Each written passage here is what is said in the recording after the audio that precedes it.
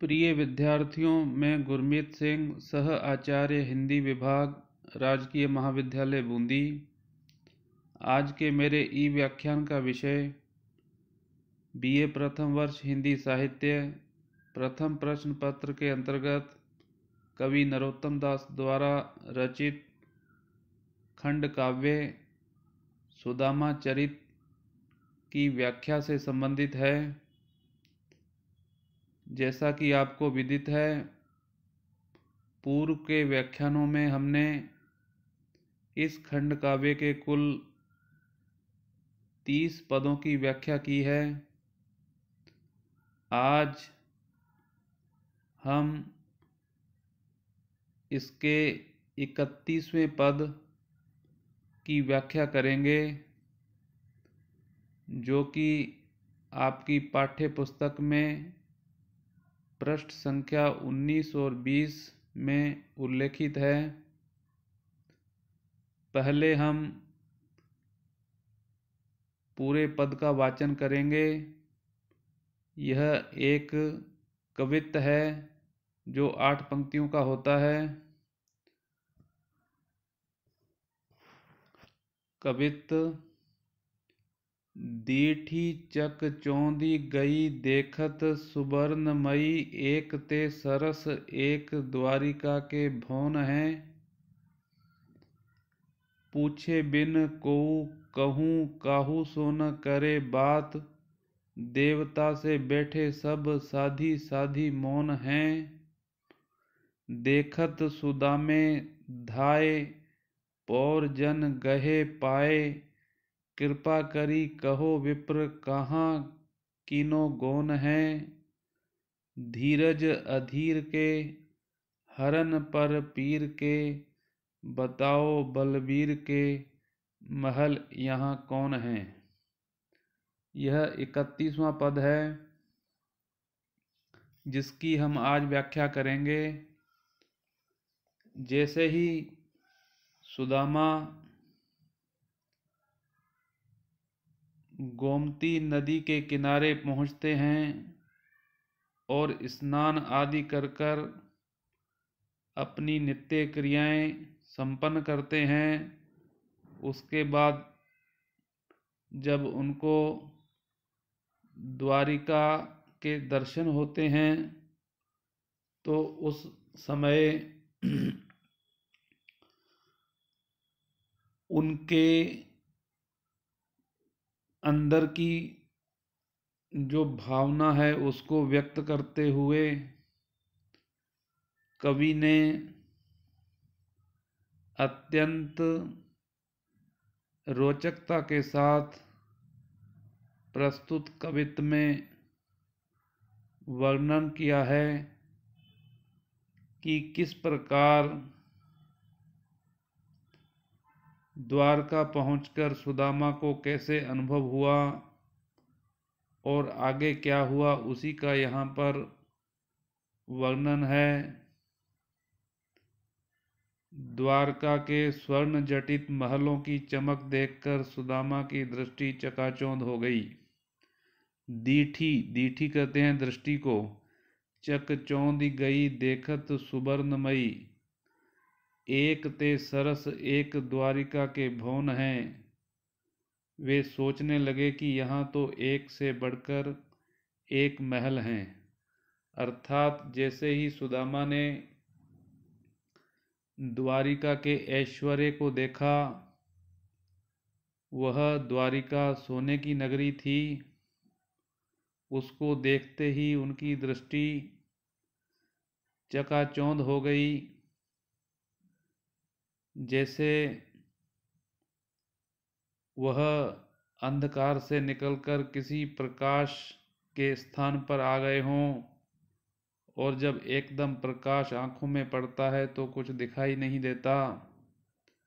इस प्रकार वह आश्चर्यचकित हो गए वो सोने की नगरी को देखकर, और सोचने लगे कि यहाँ तो एक ते सरस कहते हैं सुंदर को, एक से बढ़कर एक सुंदर द्वारिका के भवन हैं, महल हैं।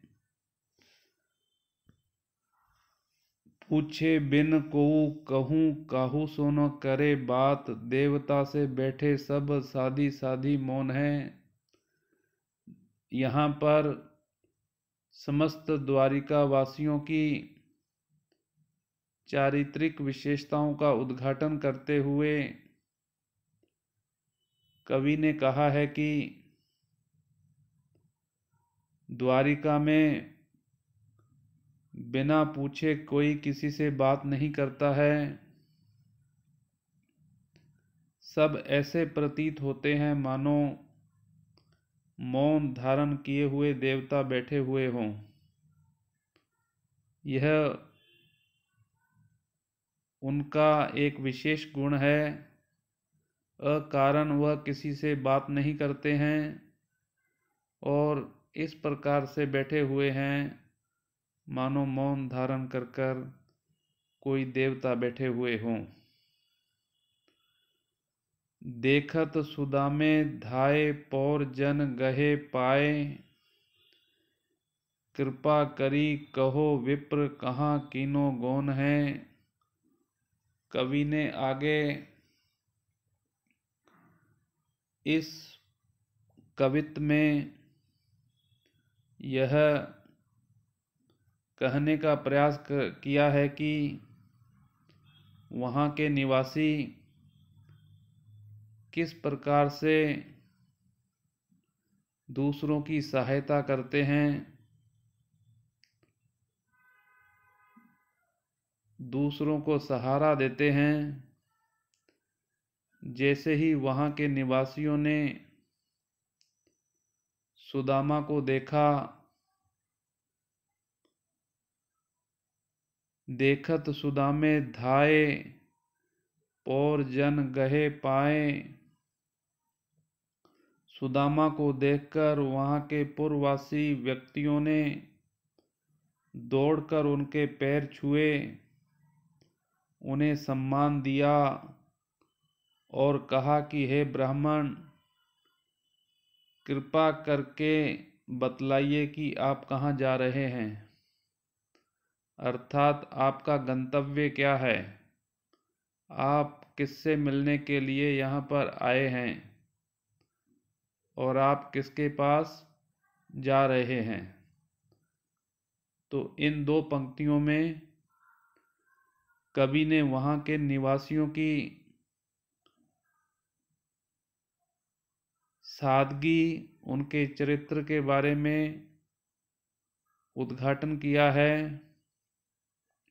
कि किस प्रकार अनजान व्यक्ति को जैसे ही उन्होंने देखा कि एक गरीब दीनहीन ब्राह्मण द्वारिका में जिन्होंने प्रवेश किया है, वह उसकी सहायतार्थ दौड़ पड़ते हैं और उनके पैरों का स्पर्श करके उनसे पूछते हैं अत्यंत विनम्रता के साथ कि हे ब्राह्मण,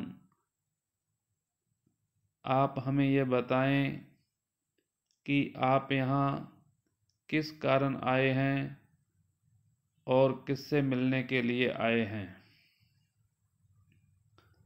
अंतिम दो पंक्तियों में सुदामा का कथन है, सिंगल इन्वर्टेड कोमा है, इसमें सुदामा कह रहे हैं,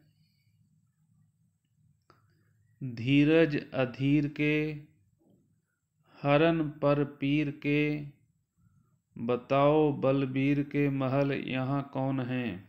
प्रश्नवाचक चिन्ह है। अर्थात सुदामा ने पूर्ववासी लोगों से कहा कि जो धैर्य खो चुके व्यक्तियों के धैर्य हैं, उन्हें धैर्य बंधाने वाले हैं, दूसरों की पीड़ा को दूर करने वाले हैं, उन बलबीर कृष्ण के महल इनमें से कौन है, यह मुझे बतलाओ। इसके माध्यम से कवि ने यह कहने का प्रयास किया है कि सुदामा ने अत्यंत उत्सुकता से वहाँ के निवासियों से पूछा कि इस संसार में जो भी अधैर्यवान व्यक्ति हैं, उनको धैर्य प्रदान करने वाले तथा असहाय गरीबों और लाचार व्यक्ति की पीड़ा को हरने वाले, जो बलवीर हैं, बल में श्रेष्ठ हैं, मुझे उनके महल के बारे में बताओ कि उनका महल यहाँ पर किधर है। प्रस्तुत पद में कवि ने यह कहने का प्रयास किया है कि इस पद के माध्यम से द्वारकापुरी के धन वैभव का पता चलता है, वहाँ के लोगों के व्यवहार का भी पता चलता है। दूसरी बात, इसमें काव्य की भाषा ब्रज भाषा है, यह वर्ण्य विषय को भली प्रकार व्यक्त करने में सक्षम है। तीसरी बात, भावमयी शैली है, यहाँ उपमा, अनुप्रास, पुनरुक्ति, प्रकाश, अलंकारों का प्रयोग हुआ है। कवित्व छंद है, यह कवित्व 8 पंक्तियों का होता है और पूरा का पूरा पद अत्यंत रोचकता के साथ बखान किया गया है कवि नरोत्तम दास के द्वारा,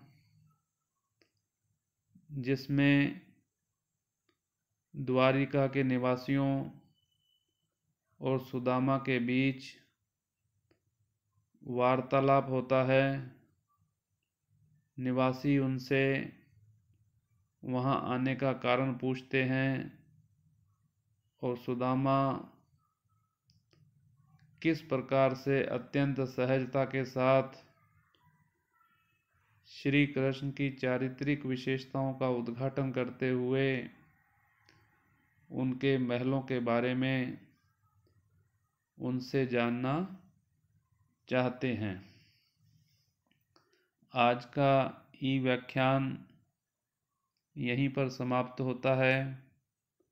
अगला वीडियो अगले व्याख्यान में प्रसारित किया जाएगा।